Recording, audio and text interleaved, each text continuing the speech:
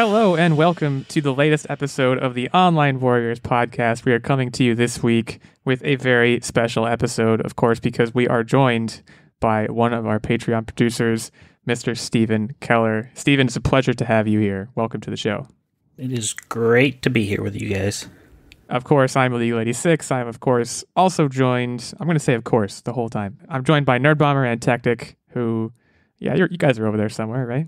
Yeah, we're here and we are stoked for this episode. Well, I guess I'm speaking for Techtic, but he's got this stoked look on his face, so...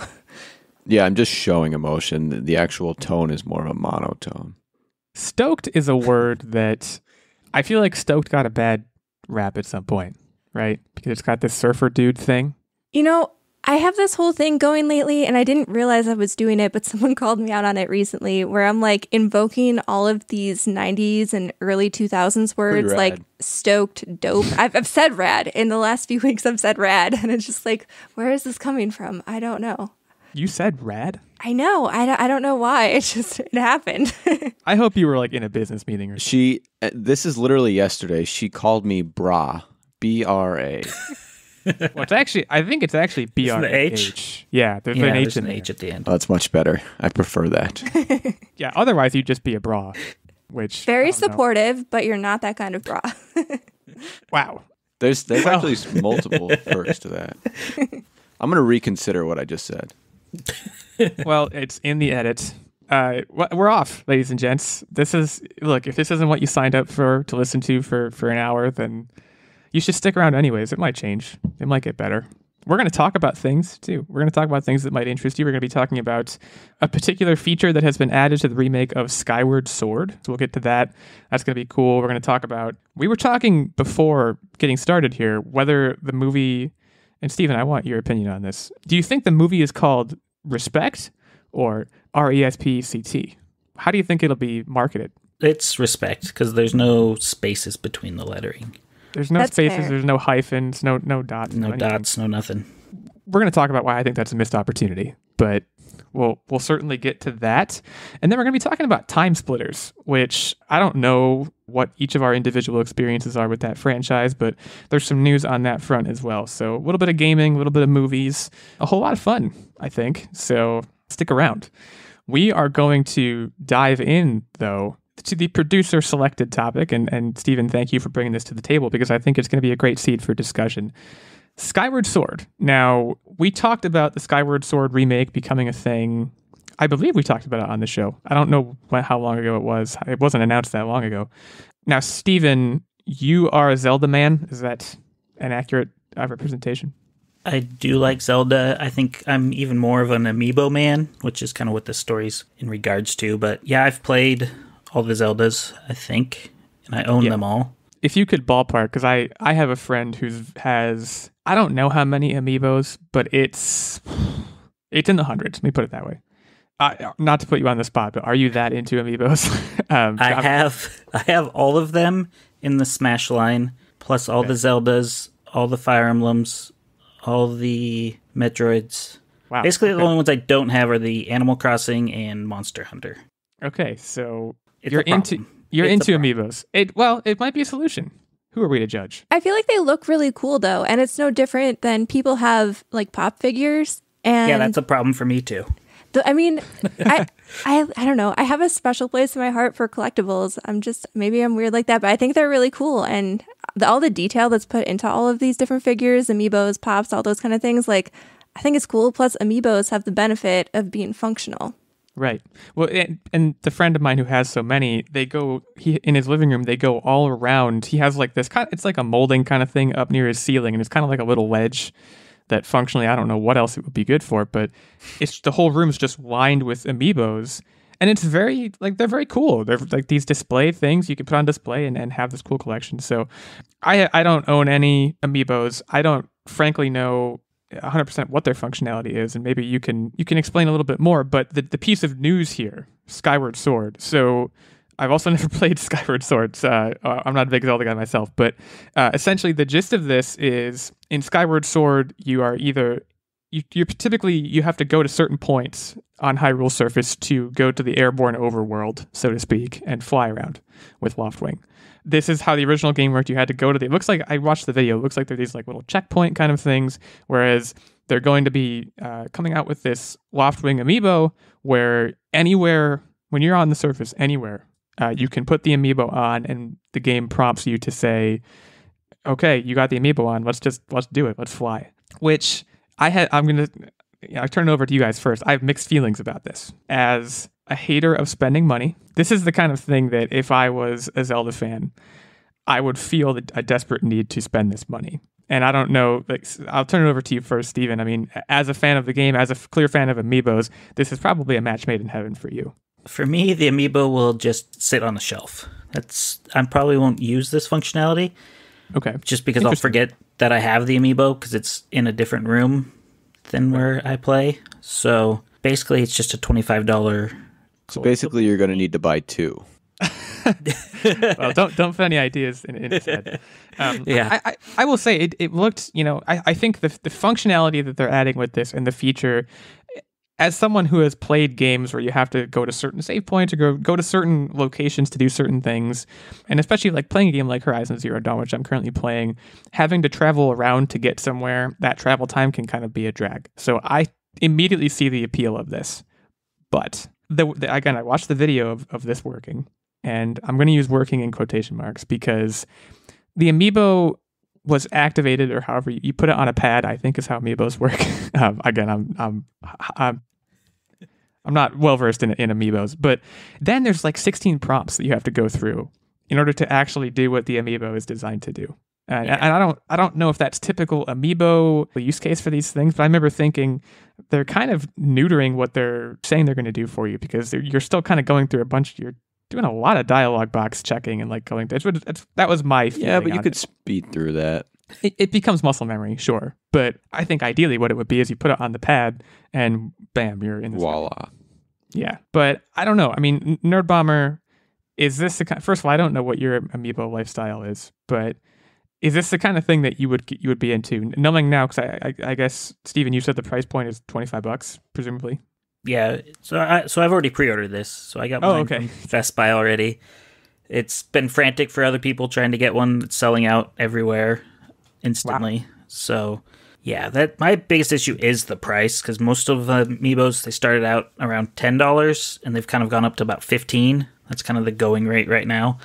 So 25 is kind of a big jump for price. Right. So presumably they know they have you in some way. They know they're like, people are going to want this really bad. Yeah. So we're going to charge $25 for it. I think that's why I didn't really get into the Amiibo game that much, because I think part of it was price and that I'm cheap sometimes, but also the difficulty in obtaining them. Like a lot of the ones that I would have wanted sell out super quickly, and I'm not quick on the draw. Like, as evidenced by my ability to buy myself an Xbox Series X, I am not good at beating crowds, especially with online purchases. Well, I mean, come on. The new consoles are a little crazier, but I mean, Amiibo sell out pretty quickly, like Steven said. And I think the thing that kind of, like, I think this is a cool functionality, and I think it's a cool feature to add to the game. But it is kind of sad for people who may not be able to get their hands on an Amiibo that the only way that you can access this convenience feature is by having it. But like, that's also kind of the whole idea behind the Toys to Life and Amiibo thing in the first place. Like, if there's no new feature that comes with that Amiibo, then there's some people may not want to buy them just for the collectability. So, right. Like, I get it. Yeah. It's sad for the people who may not be able to get an Amiibo, because it does sound like a really nice convenience feature. Although with Skyward Sword, I don't know how often. Like, I feel like it's more, and I briefly dabbled in the game. I don't really remember a lot of details, but I feel like it was pretty like sectioned off. So it's not like it was that difficult to get to a checkpoint where you could fly, if I remember correctly. Well, and walk me through this. Sounds like at least one of you can. Are they like little islands that you fly around between? Is that what the situation is here? That's what I just saw. Fly down to the ground. So up in the sky where Skyloft is kind of the home base for Link and everybody else. And then you go down to the ground and you just kind of go to the temple that you need to. And then I think you just go get stuff up top in Skyloft to unlock new things. So it's home base, basically. Yeah. Interesting. So taking a step back into, is this a good thing? Is this a bad thing? I think it could be both, but more importantly, I think it's a super smart business move for Nintendo as a whole. And the reason why I say that is because they know that there's a huge collector's market. They know that once people start collecting, they're hooked. And so when you have these special features that they can offer beyond the collectability factor, you not only get a lot of people interested in buying in this, but now you get them hooked, right? This is kind of like, here's your drug. Now you got to keep buying it. And it's totally true because like me Nerdbomber with any said, trading card ever. Yeah. Oh, yeah. Pokemon.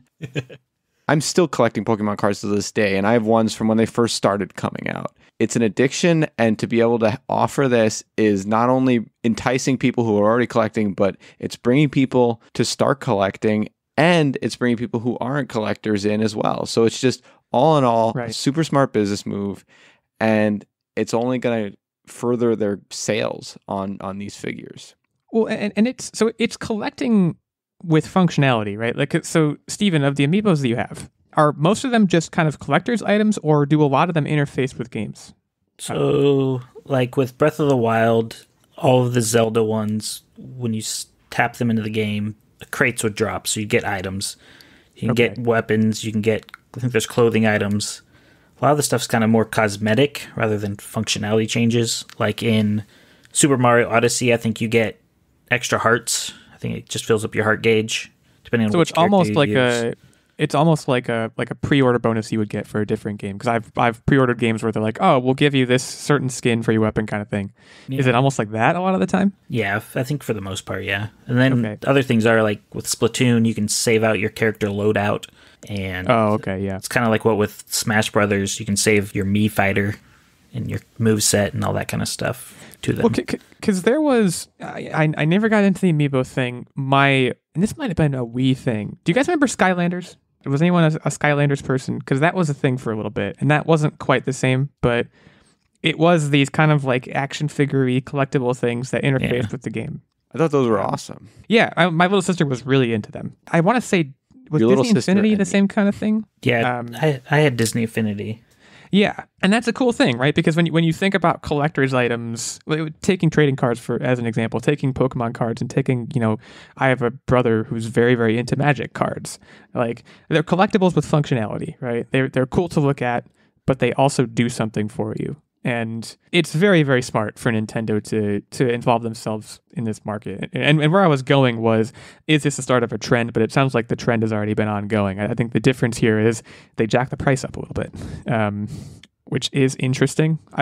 I suppose they'd be more likely to do that given the prestige of the Zelda series and how important of a franchise it is to them. But then again, you could say that about any of these, right? You could say it about Metroid, you could say it about Smash, and those, it sounds like, are usually $10 to $15. So I don't know. Steven, is there anything else that I should or could read into that price hike? One thing I heard, some people think maybe it's just Nintendo trying to get as much money out of this game as possible, since a lot of people don't really like Skyward Sword. Yeah, I was going to get to that too, because you've listened to the podcast. You probably know that I'm a Zelda outsider, and you've probably cursed the heavens in my name. But is Skyward Sword kind of the black sheep of the Zelda family? It can be based on your opinion or based on collective opinion. I don't know.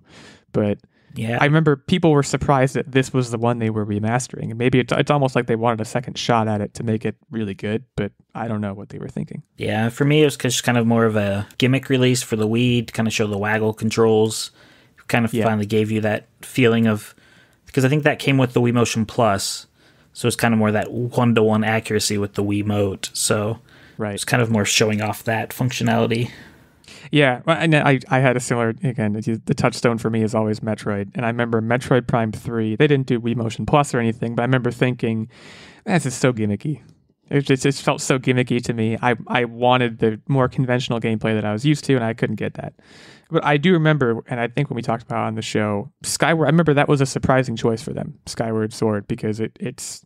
And, remasters are interesting, right? Because people who are Zelda fans are going to buy it, more than likely. the same way that people who are Metroid fans are going to buy a remastered no matter what it is, which, we've talked on this show many times about why I think remasters should just always happen all the time, and I love them so much, and this is no exception.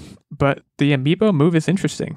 We're going to have to see how it pans out, but it sounds like, based on your commentary, Steven, it's already panning out pretty well for them if they're hard to get. And, Nintendo's weird about that too with a lot of things. I still remember how hard Wii's were to get, and that had nothing to do with supply chain issues like there have been with this generation of consoles. It just seems like Nintendo tends to squeeze demand a lot of the time on these sorts of things. I don't know if that's true of the Amiibo market too, but I guess that means it's working. Yeah. We'll check back on it, I guess. It's very interesting. You'll have to tweet at us and the masses, let you know what your experience is like if you ever do try out the functionality of this Amiibo. Yeah, I might try it once or twice. But... just to say you have, Yeah. Say, I got the $25 worth out of it. That extra $10. I whooshed into the sky once, and I'm good. Now it's going in the other room. So yeah, we'll keep an eye on that. We're going to shift gears a little bit now. We'll kind of sandwich the video game topics. We'll save TimeSplitters for after the break. We need to talk about respect. And you're going to find out what it means to me. When I say we need to talk about respect, I'm not quoting my dad. I'm not dressing down Techtic, so to speak. No, this is a movie, guys. This is a Aretha Franklin biopic starring Jennifer Hudson.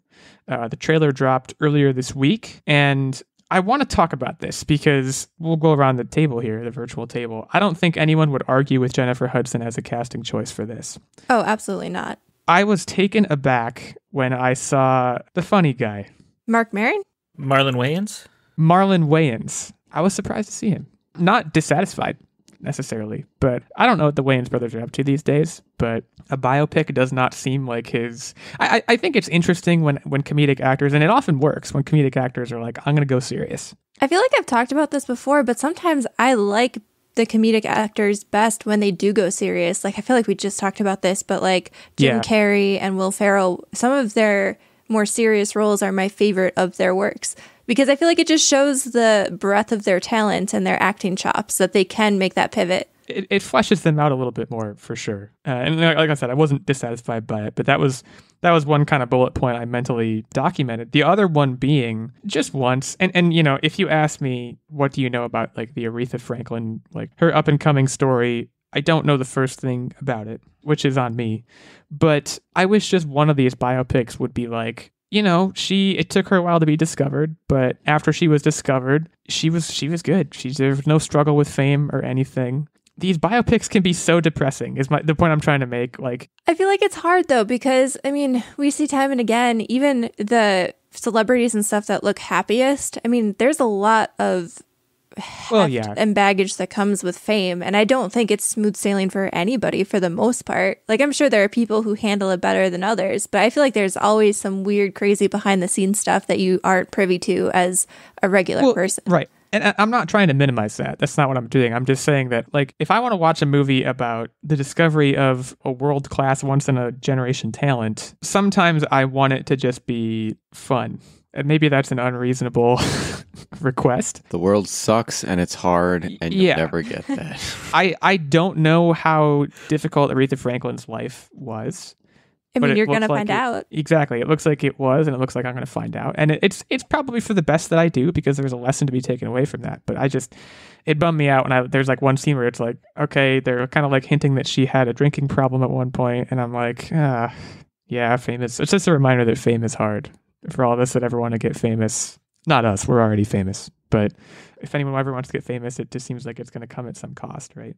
I guess, so biopics, one of the things that I noticed when I was reading through comments and stuff on the trailer, because I'm kind of a fan of biopics. I think it's really interesting to pull back the curtain on all of these people's lives. I feel like, it's kind of a downer sometimes, but ultimately, like, a lot of them end up triumphing, and I find it really inspiring to see like what they went through and the struggles that they faced and what they were able to overcome. In some instances they never do, but in a few they definitely obviously like get their act together in order to become successful. And I always find it kind of inspiring, but a lot of the comments that I was seeing was like, oh, this is just like an Oscar bait.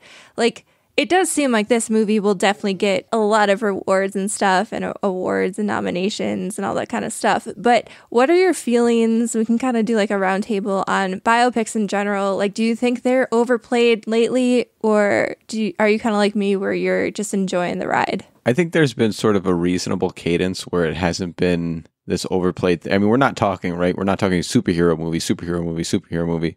We're talking probably one every year, every other year. We have this Aretha Franklin one. We had the Freddie Mercury one. We had the Elton John one. And I think that's really it. And to me, it doesn't seem like a saturation. Those are the high profile ones. Yeah.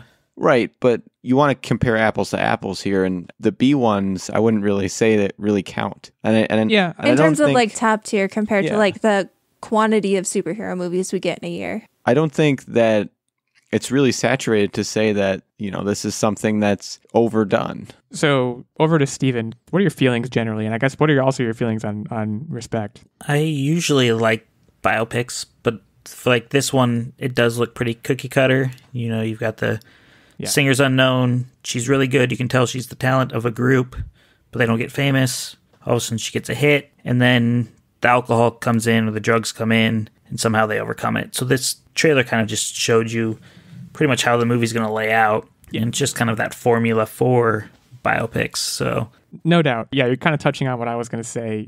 Biopics, like Nerdbomber said, they often feel a little bit, I don't want to say award baity, because I doubt they set out to do that necessarily, but they seem to attract that kind of cinematic talent, right?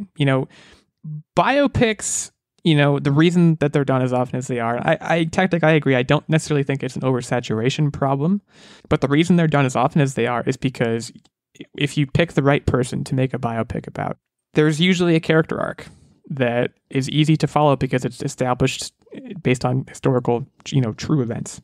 But, Stephen, what you said was what I was going to say, which is they're often these very cookie cutter things. And the kind of double-edged sword of being able to take a character arc out of true events is that people will know where things are going, right? People watch Bohemian Rhapsody. If you know Queen at all, you kind of knew what was going to happen. You knew where it was going to go. And there are certain surprises along the way, certainly. But it's a tricky genre for me for that reason. I'm excited about the music that we're going to get out of this. I mean, Aretha Franklin, obviously you can't, even if you replicate her, like Jennifer Hudson is going to do a great job, I'm sure. And obviously she's not going to be Aretha Franklin. But I do wonder I feel like we're going to get a good soundtrack. You know what I mean? Yeah. So did anyone here see Rocketman? Yeah. So that one, when it comes to biopics, I like it because it kind of kicked the formula up a bit, where it's more of a musical. They kind of have some fantasy scenes, more over the top, like more big musical numbers that kind of made it just bigger. Yeah. They kind of mixed it up a little, and that's what kind of made that one stand out more than this fair. Kind of like this feels more like a Walk the Line or the standard biopics. I didn't actually see Rocketman, but I've heard it described as a jukebox musical, kind of in the sense that, like you said, it's a little bit more fantastical. It has more of a feel of a musical, which I think I would respond well to. The reason I didn't see Rocketman, musical biopics, I think, also have the very difficult decision. And, when you have someone like Jennifer Hudson, your decision is easier. But do you dub vocals or do you let the actors? Because, I believe for Rocketman, they let Taron Egerton sing a lot of things. And I like Taron Egerton a lot, but I think I heard he released a music video before the movie came out of him singing Tiny Dancer. And I was raised by one of the biggest Elton John fans in the world, my dad. I have a huge respect for what Elton John does. And I remember thinking, I can't believe they would do this. And it upset me a little bit, perhaps more than was reasonable. But on the other hand, Bohemian Rhapsody, they didn't use Freddie Mercury's vocals, but they used like a Freddie Mercury impersonator kind of thing. And it was very easy to believe. And with Respect, Jennifer Hudson will be whether they use Aretha's original vocals, whether they use Jennifer Hudson, it's going to be very easy to believe it. One thing I also wanted to touch on here, and I think one of the big selling points of this movie, just in the terms of of drawing my attention with the premise. Can you imagine, Stephen? Maybe Stephen hasn't sung for us yet, guys. Maybe he's got pipes. I don't. Can you imagine sounding like Aretha Franklin and sounding as good as she sounds and having, like I said, a once in a generation voice, and it looks like she was not discovered for years? That just to me, the movie is setting itself up to be this testament to the fickle nature of an industry. right? Which isn't uninteresting, but again, it's a little like depressing. Most people making it big in, name the industry here, right? It's probably, yeah. Largely in part chance. You could be the most talented person, but you're not in the right place, right time. Well, and there's a chance element for sure. You can also, it seems like kind of the message the trailer was putting across, which, Stephen, you said this, I couldn't agree more. And trailers have this problem nowadays in general, but it was like I was watching the entire movie. And it seemed like the message they were putting out was like, the reason that she didn't hit it big early on was because she wasn't singing the right songs. She wasn't writing the songs, or I don't know she wasn't writing the right ones. I don't really know what the deal was there. But that's the most interesting part for me, is like, how was she not discovered sooner? Because it looks like she was singing at age 10 and people were like, how old is she? And it's like, she's so good. Well, I mean, I think songwriting is a huge component, and this is kind of like a little bit of a tangent, but songwriting is just as important, I think, as the vocal skills of the artist. Because if you don't have a good song, you can have the best voice in the world, but if the song doesn't resonate with people, it doesn't matter. And I mean, you see that with like Taylor Swift. Part of the reason why she's so popular is because her songwriting talent is incredible. Like her ability to write amazing lyrics and that make people feel stuff, and pair that with music and have it just turn into a cohesive song that works super well for so many people. That's a very rare talent. And I think that's just as important. And I think that's what the trailer touched on too. Like, the song is just as important as the vocal talent in a lot of cases. Yeah. Well, I think it's a mixed bag.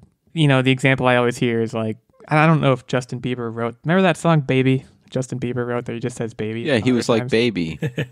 Well, so like, it's, to me, that's another kind of like, it's a fickle industry. But I agree. Songwriting, like, I can't think of any examples right now, but I'm sure there's a singer out there who smokes 16 packs a day and sounds like a bullfrog or something, but he or she is world famous because they can write a really, really good song. And, with Aretha Franklin, it might have been this thing where she didn't find her songwriting niche yet.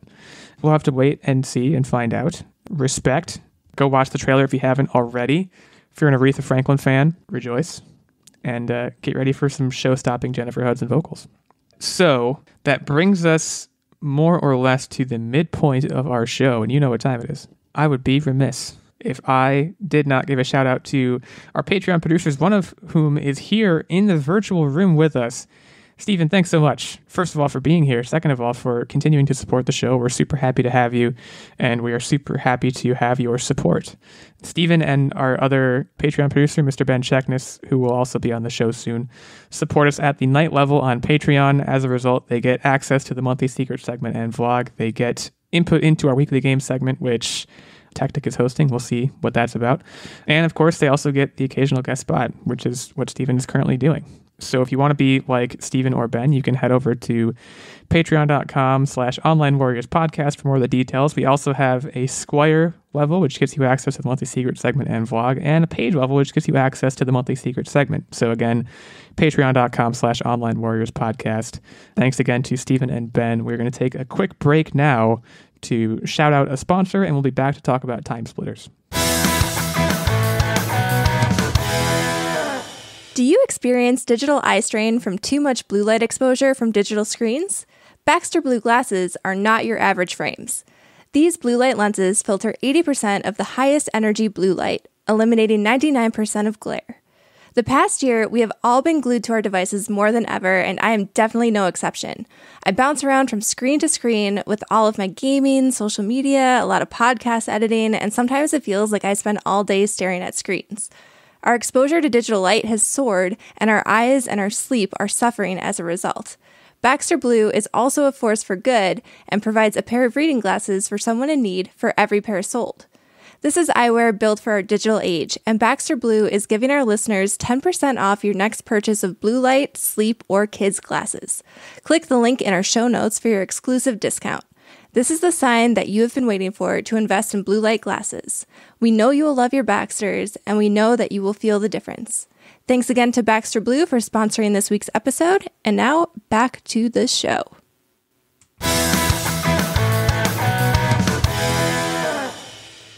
All right, we are back to talk about TimeSplitters. Before we talk about TimeSplitters, though, I just want to, just based on the ad read you just did, you edit a podcast, Nerdbomber? I do edit a podcast. I did not know that. I know. Is it ours? It is ours. Could you imagine if I just like edited a different random podcast every week? Well, I thought we did it perfect every time. Like I didn't know there was any editing. We've never, as I'm sure all the listeners know and assume, we've never once made a mistake on this show. Absolutely not. Never, ever. It just goes into the can, just completely raw every week and goes out to your ears. It's totally unfiltered. I shudder to think if that were actually the case. And this will be edited out. Yeah, this maybe for all I know, this will be edited out. Okay, TimeSplitters. That was fun, but let's talk about TimeSplitters. So, TimeSplitters, I want to go around the room before I even get to the news. Are you familiar with TimeSplitters, Steven? Have you played? I've heard of it. I may have rented the GameCube one, TimeSplitters 2, but that's about it. Yeah, and you touched on already an important thing. The article I have in front of me from The Verge says TimeSplitters, the acclaimed PS2 era first-person shooter.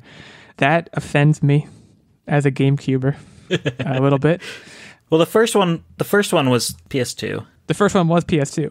Okay. Yeah, PS2 only. Yeah, I think TimeSplitters 2. I had a friend who played and was kind of obsessed with TimeSplitters 2, and this was back in 2002. That's when TimeSplitters 2 came out. So, back in those days, I went over to his house and we would play split screen multiplayer. And I'll tell you what, I mean, there's a lot of games that did that, but I do remember TimeSplitters 2 had it pretty well figured out.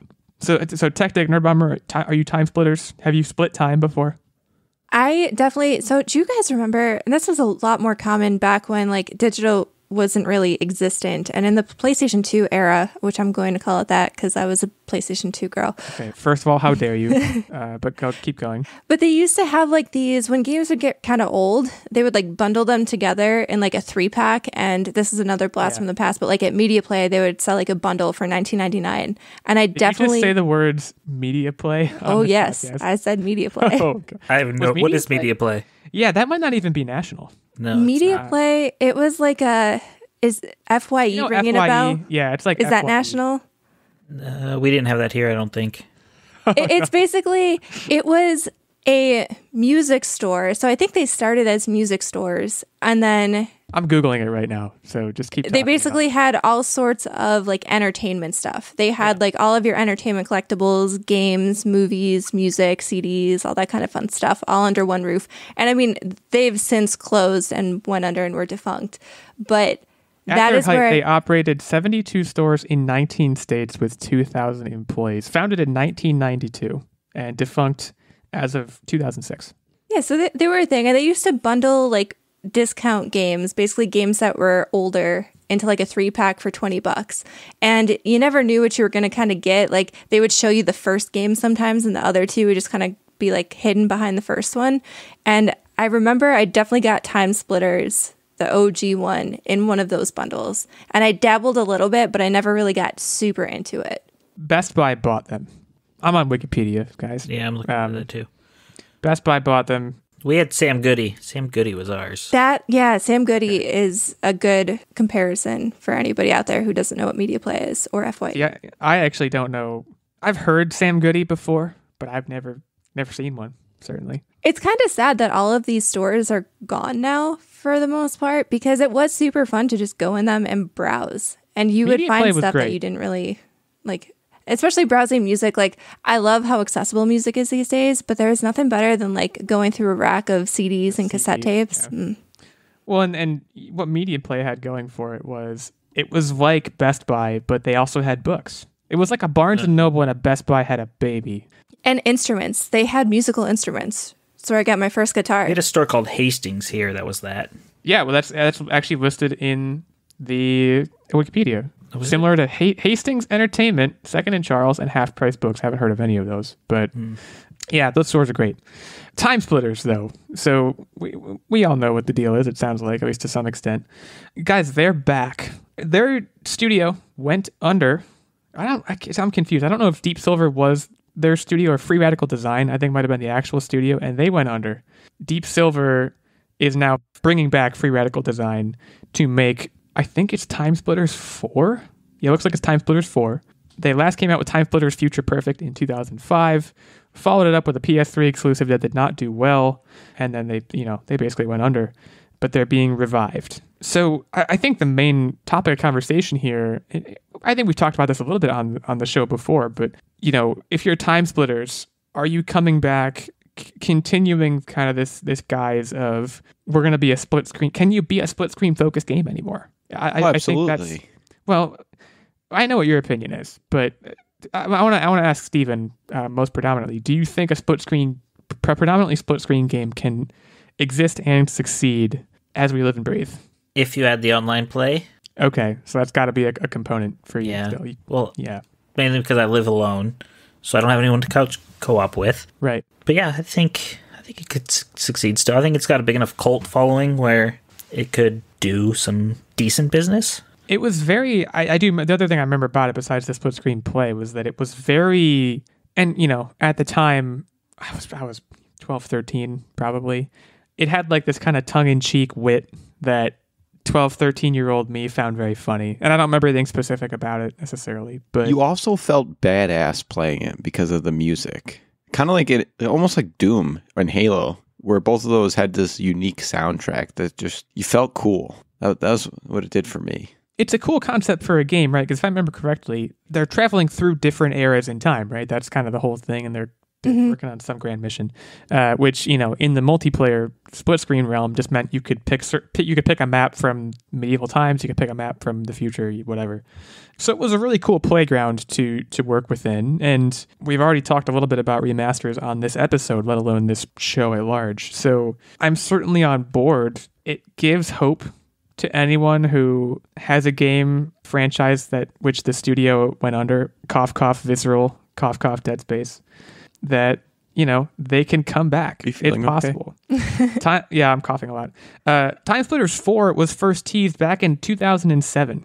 So look, we're, last I checked, 14 years removed from that time, and here it is back again. So nothing ever dies. What I'm really interested, so like you had mentioned how you worked through different missions and they traveled through time. Obviously, that's the whole reason why it's called TimeSplitters.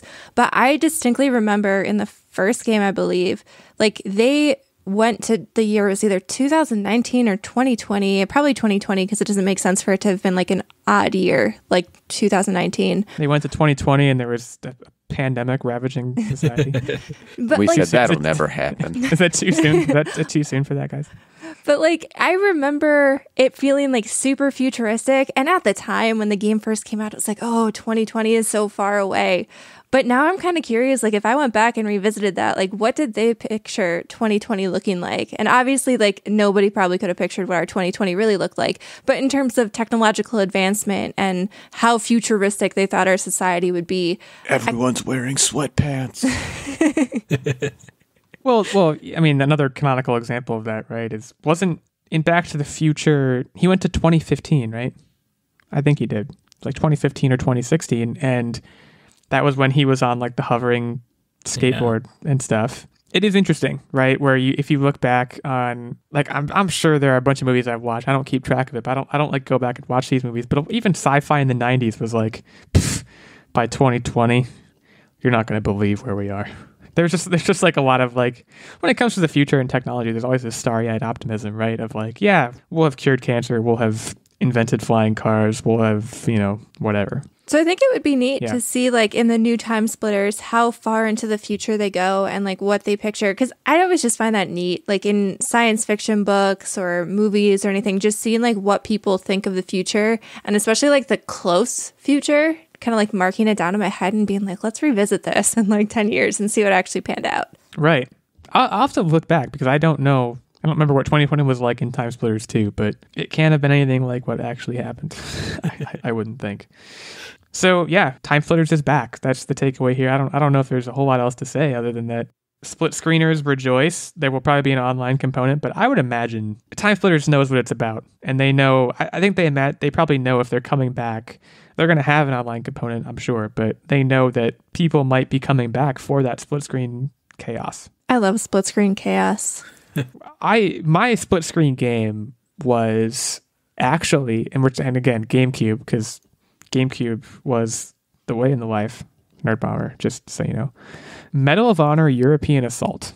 That was one of my first split screen shooter games, even before getting to because the 360 generation, I did Call of Duty and all that stuff. But European Assault, because I missed the boat on GoldenEye, which I know is and I think Perfect Dark was another one where they had this split screen co-op or split screen multiplayer thing that I just missed that for whatever reason. But Medal of Honor I think is still going, or they only recently petered out. But European Assault, man, they had it down to a science. The next few years, assuming that this game will probably come out in the next few years, between that and Perfect Dark, for people who like the first-person shooters of that era, it's going to be a revamped little golden age of those re-releases. Yeah. Yeah, it's exciting. So, Steven, you said you live alone now, but back in the day, did you ever do any split screening? Since I'm slightly older than you guys, I was more the N64, so it was always GoldenEye with the friend across the street. I missed the GoldenEye. I think I went to someone's house. It was one of those situations. I went to someone's house, like you said, kid across the street, and I didn't play it, but I watched other kids play it. I remembered thinking I shouldn't be involved in this. It was a little bit of a taboo, and the same thing happened. I had a friend in my neighborhood when I was younger, and I went over to his house, and he's like, "Let's play Grand Theft Auto," and I remember thinking, I am such a rebel just for being just in this room. I mean, yeah, another one, I remember Duke Nukem. I had a friend who had Duke Nukem. I was exposed to so many games of the shooting variety away from my mother and father's watchful eye, let me put it that way. And I think I'm better for it. Unlike my parents, or my dad just handed me Unreal Tournament when I was 5. I was like, here, let's all play together. He handed it to me and was like, start practicing. Yep. I need a competitor. So yeah, TimeSplitters, be on the lookout for that. No release date yet. This is a pretty fresh announcement, but like Nerdbomber said, we can hope for the next couple of years sometime. So that brings us to what are we up to? What have we been up to on this lovely week in May? Steven, as our guest, we want to know what you've been up to, and you have the joy as a Patreon producer. You can go as far back in your memory. There's no notes to check from last week for you. You can say something you did 5 years ago if you want, and play it off like it's fresh. So that's a large playground for you, but I'll let you explore the space. Well, that is a lot of time I could pick from, but I'm going to pick something recent. I'm going to pick Camp Cretaceous Season 3. I don't know if any of you guys I've never heard you guys talk about Jurassic Park and Jurassic World. I don't know if you guys are fans at all of that franchise. Jurassic Park, huge fan. I got off the boat. I've seen Jurassic Park 3. I don't remember much about it. Same with Jurassic Park 2. Jurassic World was pretty good. I got off the boat at Fallen Kingdom. I did not watch Fallen Kingdom, but I know Camp Cretaceous, this is animated Netflix series. Do I have that right? Yeah, so it's a kid's show on Netflix. It's animated. Season 1 came out in September of 2020, so they're kind of just churning out these seasons pretty quickly. Wow. The first season takes place during Jurassic World. So it's about a group of kids that go to this camp to try to, test it out, make sure before everybody else opens up to the public. And in Jurassic World, just everything goes haywire. Then Dominus Rex gets out. And so the kids kind of have to deal with surviving on the island because their camp counselors run off. They get lost. So the whole first season deals with what takes place in Jurassic World. And then so with Season 3, it's 6 months after Jurassic World took place. And so the kids are still kind of working through, wanting to get off the island. They kind of found a boat that they think they can use. And then they kind of just, typical kid show where stuff just kind of goes wrong and they kind of have to work their way out. And shenanigans. Yeah. The show's kind of got the stereotypical, it's got the rich kid, it's got the jock, it's got the nerdy archetypes. Kid, the nerdy kid who's afraid of everything, the dinosaur know-it-all. So it's just kind of, it's got that kind of the same formula. So which do you relate to? Oh, I'm totally probably the dino nerd or the nerdy kid who's afraid of everything. So this is, I think Jurassic World, it's still Isla Nublar, right? Or is it? Yeah, this is on Isla Nublar. Which is a really great idea. I assume the Jurassic World people had it first, but to go back to the original island, that's very cool. I'm curious, you mentioned that they get into shenanigans much in the way a kid's show does. When I think of Jurassic Park, and granted, I think they're all PG rated, but there's a lot of how you see an MPAA rating and it's general terror or whatever. There's there's certain phrase that's it's not gore, it's not anything particularly bad, but it's just like frightening situations or something. There's some like vague phrase that I'm punting for, but I can't imagine, like, I don't know how deep they go into that. This gets pretty, like, they never show anything on screen, but it'll be like the T-Rex eats somebody off screen or behind a rock. And then at one point in this season, there was actually, you could see the blood on the teeth a little bit of the T-Rex. But like everything, there is killings, but it's all kind of just off screen. You see the kids' reactions to it, that kind of sort of reminds me how in the mid 2000s, you know what I mean, the 2000, 2010, I don't remember when, the Batman animated series couldn't show violence or gore or any of that. So they were really clever with these flashes, these comic flashes that they would do that would be a punch, but technically the frame didn't show the punch. And there's these clever things that the animators did, trick. Yeah, right, to get past the rating, but also have it be gory and violent. Because it's, you know, to me, when I think of Jurassic Park, I think of like, the first thing I think of is that scene from the first movie where the girl is in the kitchen trying to hide from the velociraptor, which like framing that in I'm not saying it couldn't be done in a kid show. I'm sure Camp Cretaceous does that or aims for that, but it's just very interesting to me to think about that in an animated kid show context, because it's this kind of like, it's this scene that's designed to build suspense and adrenaline, and that's not something you think about very often when you think about kids shows, I think. So that's very interesting. Is this a recommend for you? Like, yes, do it? I mean, Jurassic Park's my favorite movie of all time, so for me, yeah, it's a recommend. I think it's an easy, breezy show. They're 30 minutes long, 10 episodes of season 3. The first 2 seasons are 8 episodes, so it's pretty bingeable. Yeah. I feel like it's an interesting concept, too, because, I mean, with Jurassic World, obviously they center on, like, the key characters because they can't show what happens to everybody else who is possibly there at the park on that day. But I feel like that's a really interesting thing to explore, and different perspectives on the disaster itself. Mm-hmm. Yeah. I have to ask you, not to carbon date you, Stephen, but did you see the original in theaters? Yep, 4th grade, right after school opening night. I think we're actually we're close to the same age. Well, that came out in 94 or something, so not quite, but I am so jealous is the point I'm trying to make, because you still read stories like on anniversaries of Jurassic Park. People talk about like, people were in the theater watching this movie, and I don't know if this was your experience, but like when the T-Rex would show up, it looked so real and it was so visceral that people like literally stood up and screamed. Like it was this kind of religious cinematic experience for people because it showed what movies could do. And I'm very envious of you for being able to experience that on the big screen for the first time. Seeing that had to be just a wild experience. Yeah, it was pivotal for my movie fandom. So, yeah. Very cool. All right. Well, Camp Cretaceous seasons 1 through 3, it sounds like, are out and available on Netflix. So right on. Nerdbomber, you're here. You're over there. What do you have for us this week? Well, I've got a lengthy one because... Boy, strap in, folks. Mass Effect arrived, finally. Oh, no. I should have known. Should have known. Oh, God. It was one of those things I was so I'm going to take a disappointed. coffee break. You just talk for a while.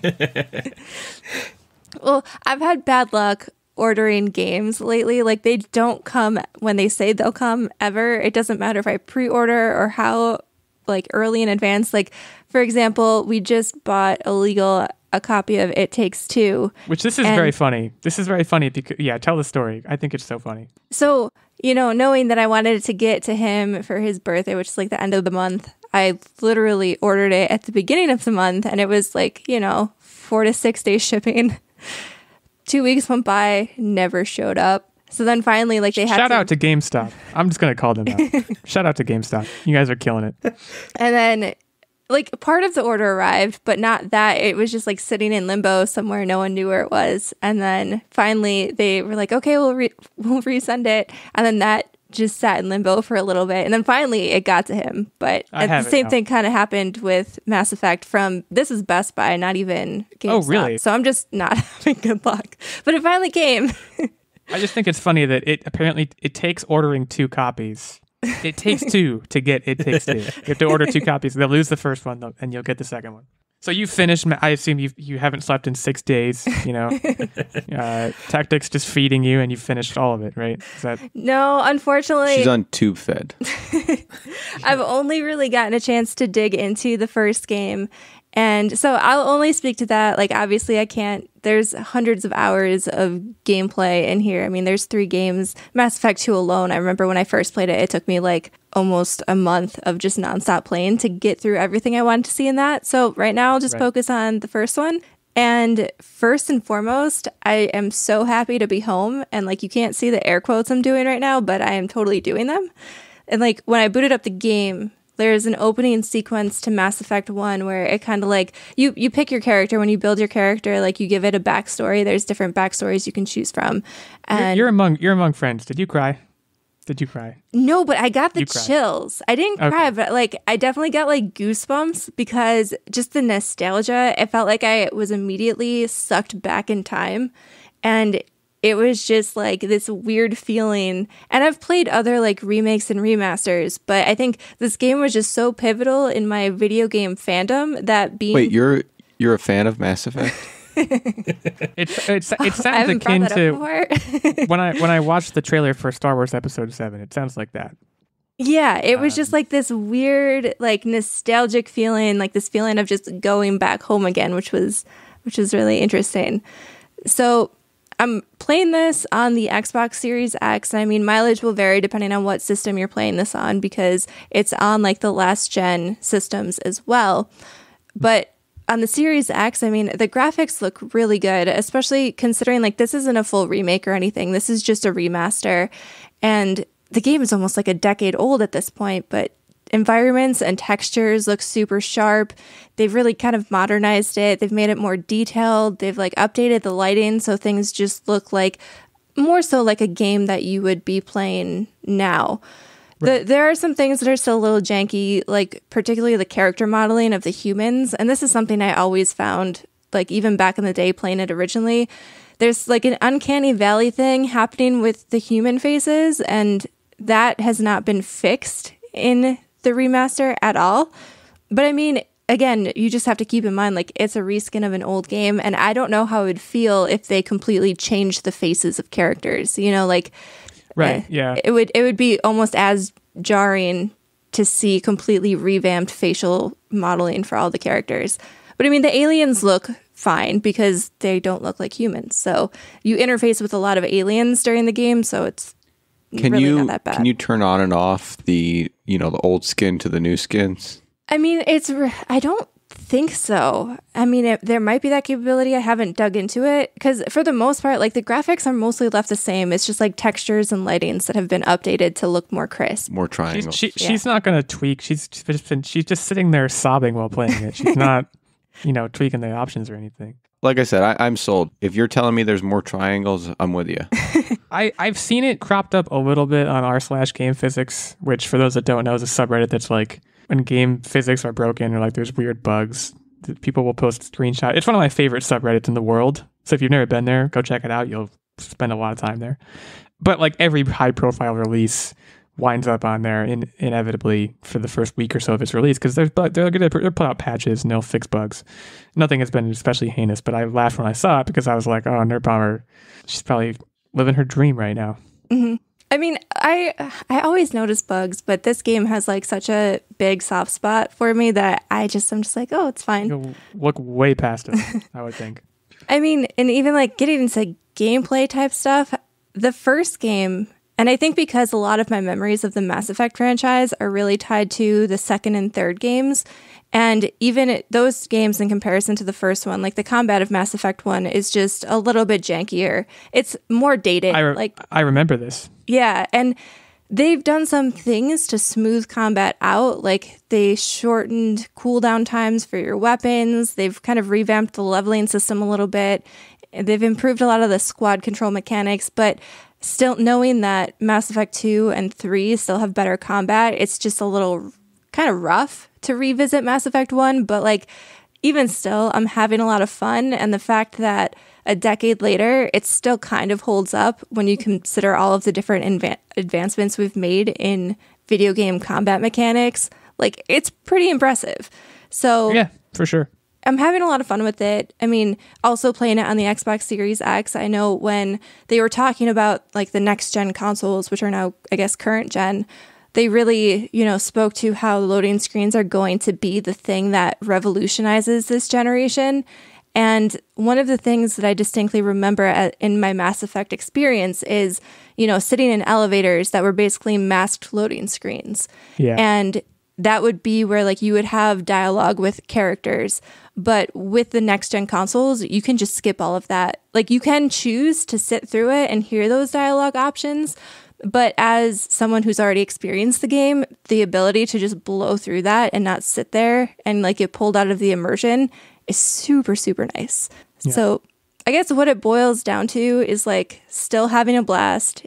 Like the story and the characters are all incredible. None of that has changed. Mass Effect is like, for me, one of the best science fiction game writing experiences I have ever had the pleasure to play. Like I don't think there's been any other series that has had characters written so well, a story that has like grabbed me like Mass Effect. And man, I am just stoked. I'm having issues with my romance options. There it is again, stoked.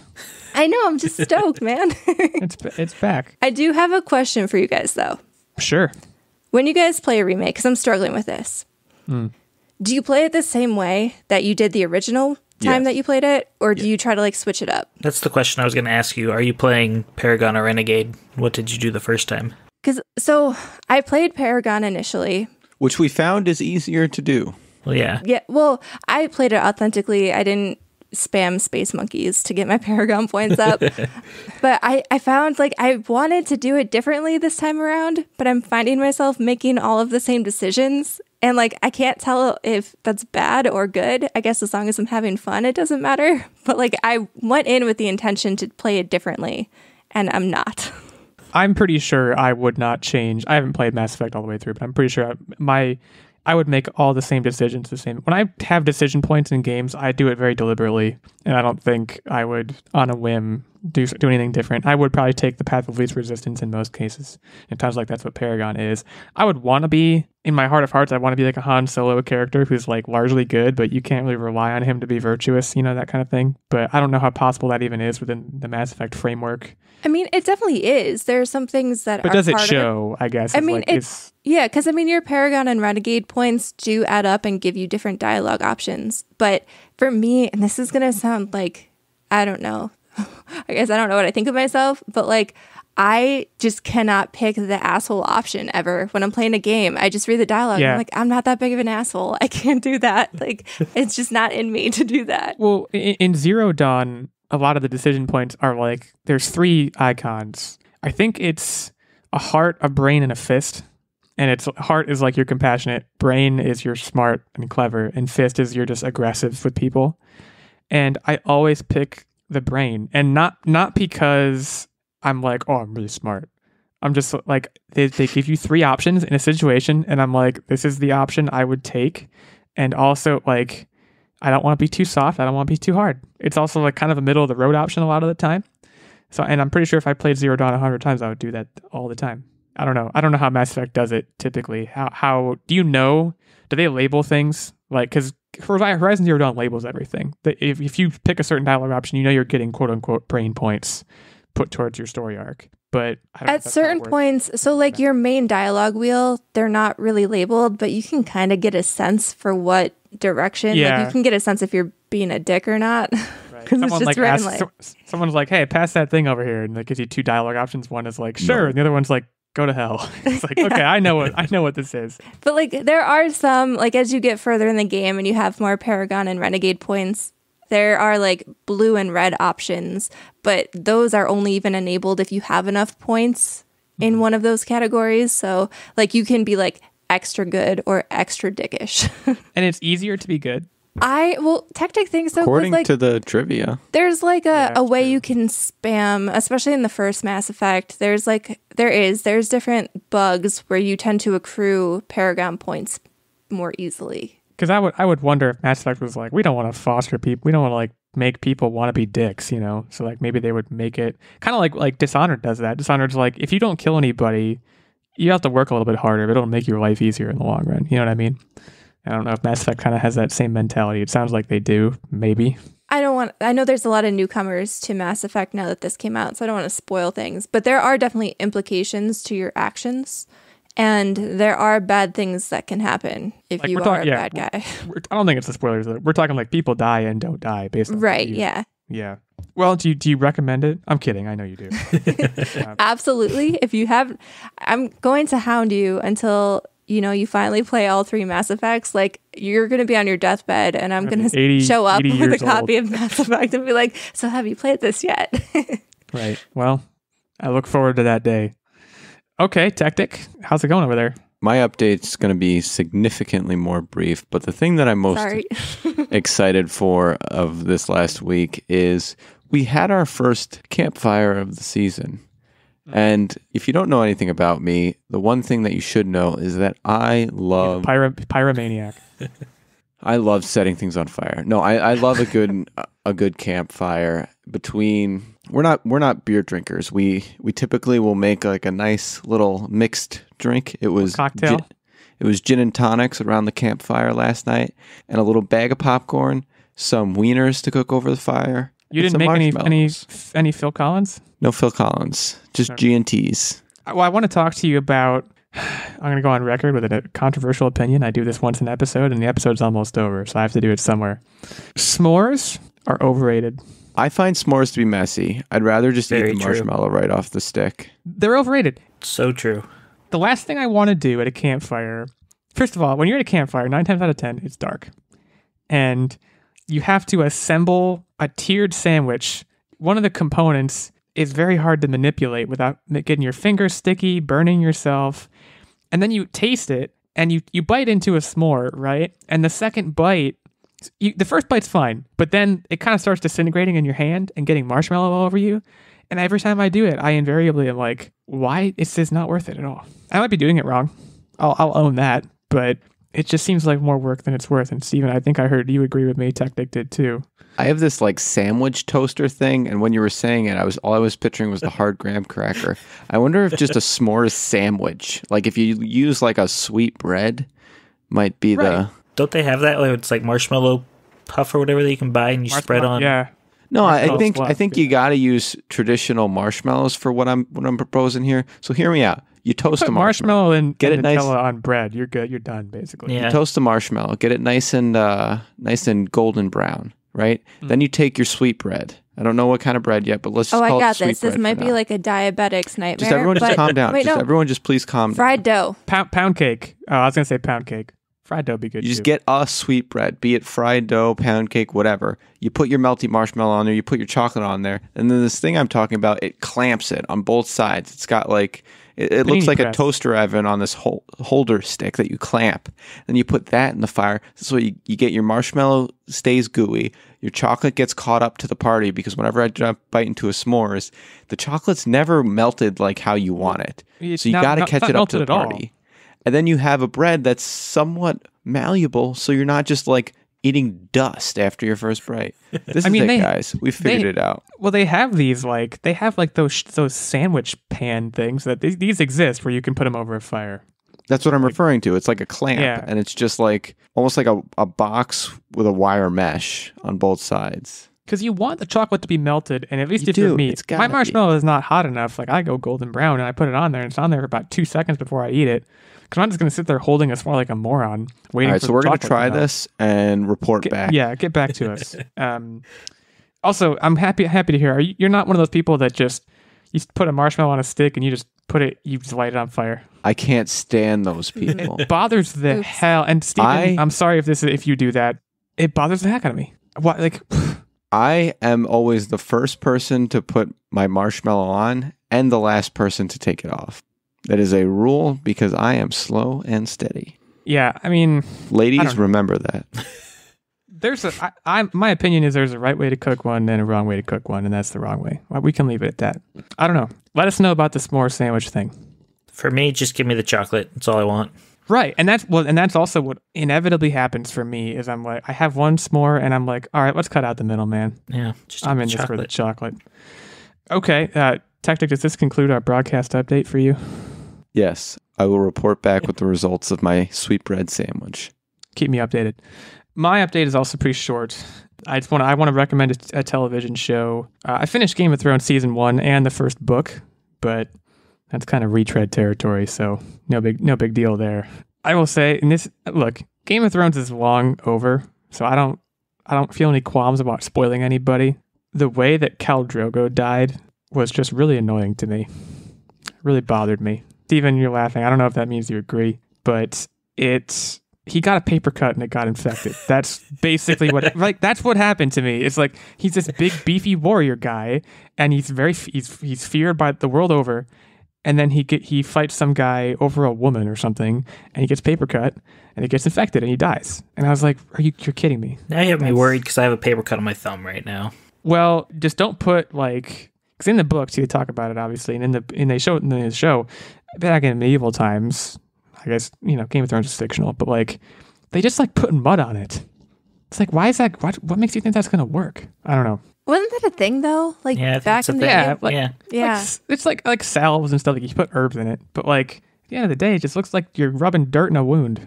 That doesn't seem like it should be right. But anyways, I finished Game of Thrones. I started watching another show, even though of course Game of Thrones will continue, but I have to catch up in the books first. I'm watching Mare of Easttown, which I very strongly recommend. It's currently 5 episodes are out of 7 that will come out. They come out every Sunday. It's on HBO Max.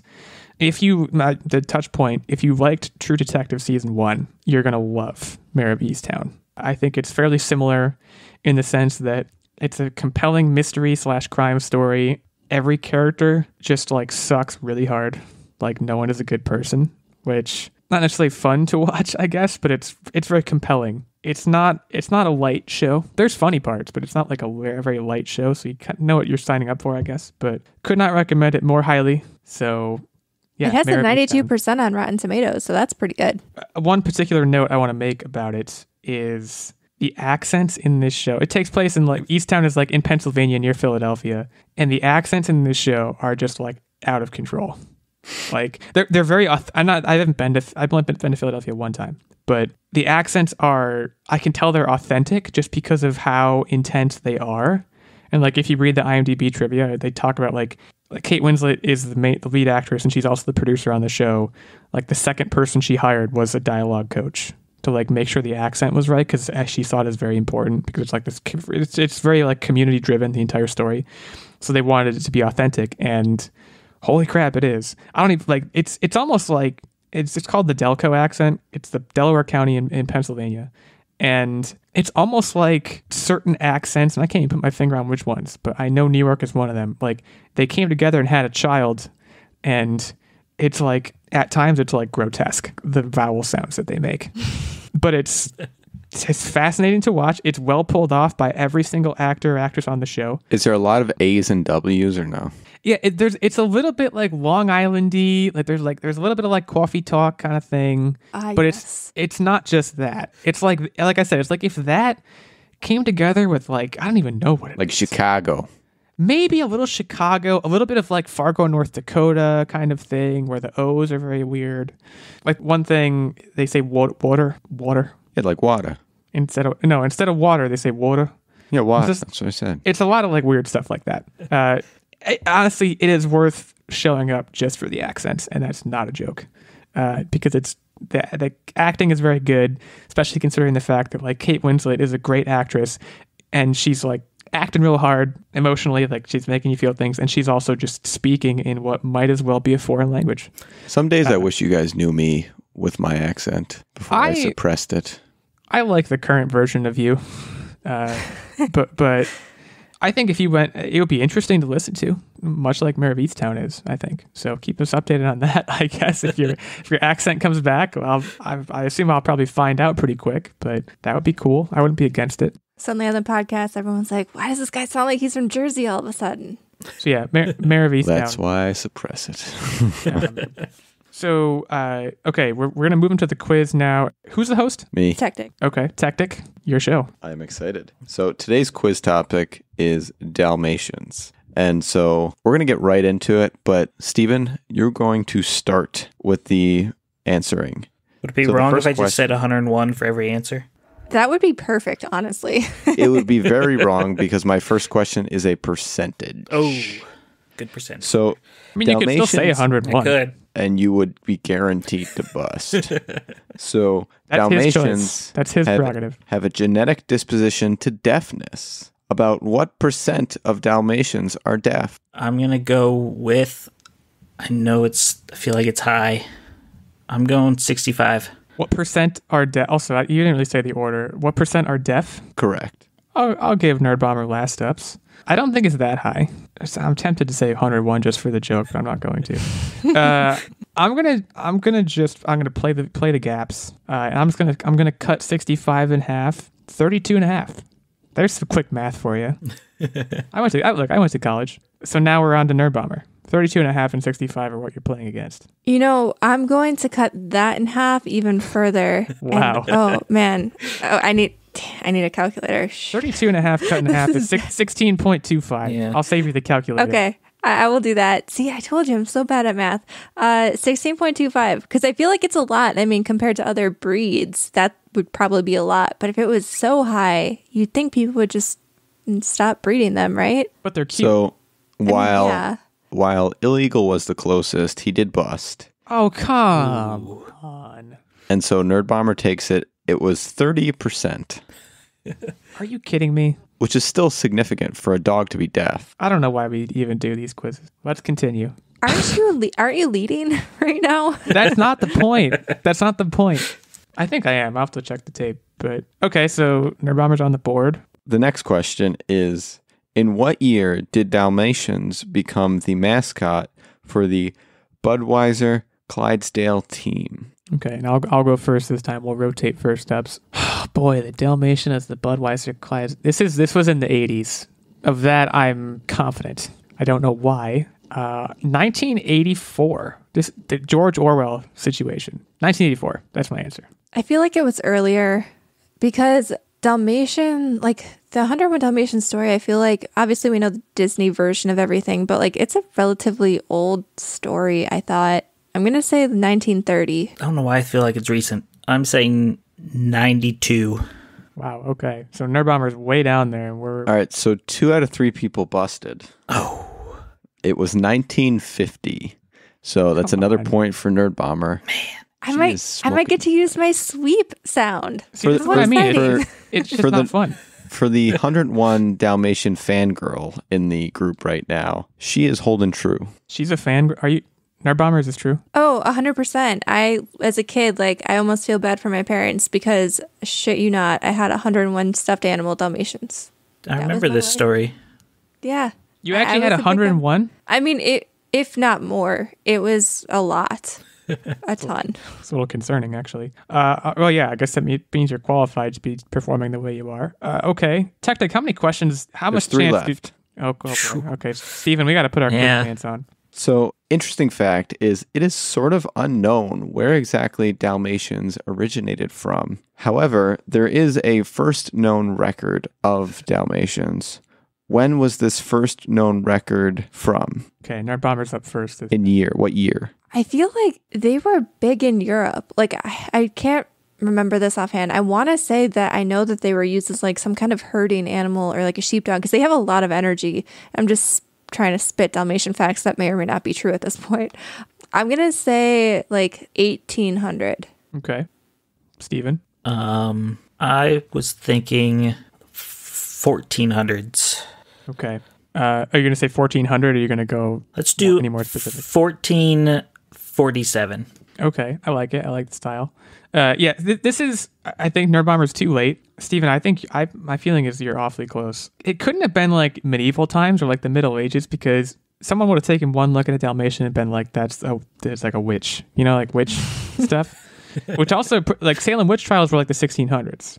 But by that point, I don't know if dogs were a concern or it was just the witches themselves. I'm going to go 1650. Get a little bit distance from Salem. Okay, so this was quite a busty question. Every single person bust. I should have said 101. BC. I should have said 101. Oh, man. So the first known written information about the Dalmatian dog is from 1374. So you were really close, though, Stephen. Extremely close. When Bishop of Đakovo Peter mentions a hunting dog from Croatia, mostly from Dalmatia with short white hair and black round spots on various parts of the body, and he called him Canis Dalmaticus. And he said, that's the devil's work.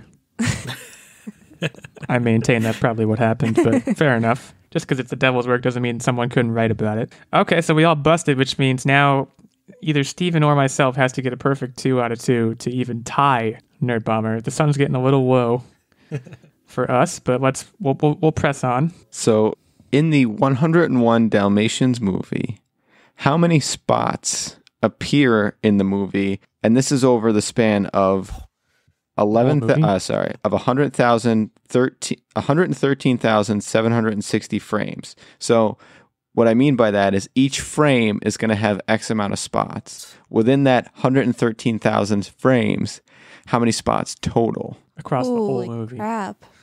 All right. Steven, this is time to whip out your 101, but make it per frame.